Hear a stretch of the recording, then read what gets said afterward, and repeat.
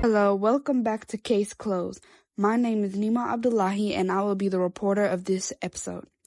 We will be exploring one of the most infamous criminal duos in American history, Bonnie and Clyde. Their story is one of crime, romance, and tragedy, set against them after the backdrop of the Great Depression. While some saw them as ruthless criminals, others viewed them as rebellious outlaws fighting against a broken system.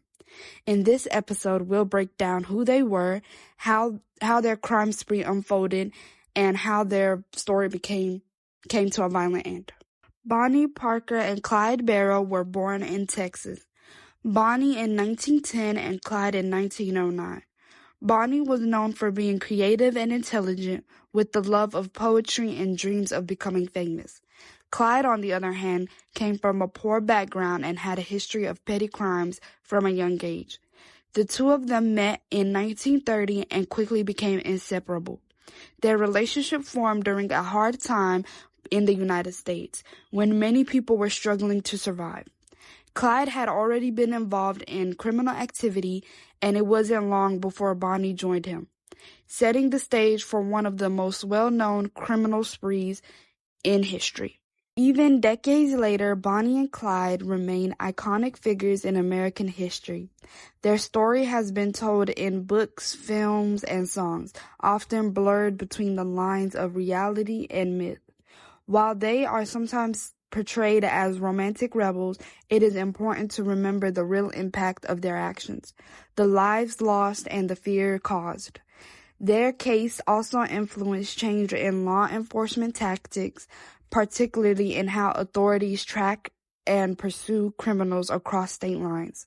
Ultimately, Bonnie and Clyde's story is a reminder of how easily crime can be glamorized, even when the reality is far more tragic. Between 1932 and 1934, Bonnie and Clyde, along with their gang, carried out a series of robberies, burglaries, and murders across multiple states, including Texas, Oklahoma, Missouri, and Louisiana. Although they were remembered for bank robberies, most of their crimes were actually involved in small stores and gas stations. Despite this, their actions were extremely violent. They were responsible for the deaths of at least 13 people, including law enforcement officers. They were constantly on the move, switching cars, hiding in rural areas, and staying just one step ahead of police. Newspapers began to cover their stories heavily, turning them into almost myth-like creatures. To some, they were seen as symbols of defiance during the Great Depression, which empowered them. By 1934, law enforcement had intensified their efforts to capture Bonnie and Clyde. A group of officers led by former Texas Ranger Frank Hammer tracked their movements carefully. On May 23, 1934, the couple was ambushed on a rural road in Louisiana. Officers hid along the roadside and opened fire as soon as they saw Bonnie and Clyde's car approach. The attack was sudden and overwhelming. Both were killed instantly in a hail of bullets. Their deaths marked an end to their 2-year crime spree. News of their ambush spread very quickly, drawing mass public attention. Crowds gathered at the scene, and their story became even more legendary after their deaths. As we close today's episode, it is important to separate the legend from the reality of Bonnie and Clyde.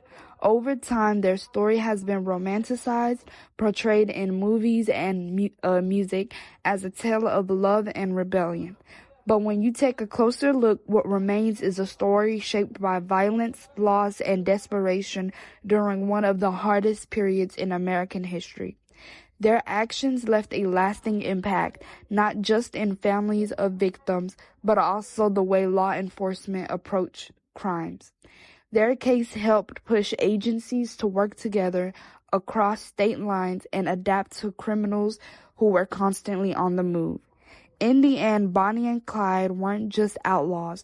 They were a reflection of time a time when economic hardship, limited opportunities, and public frustration created these conditions for figures like them to rise and in some ways be admired. Thank you for listening.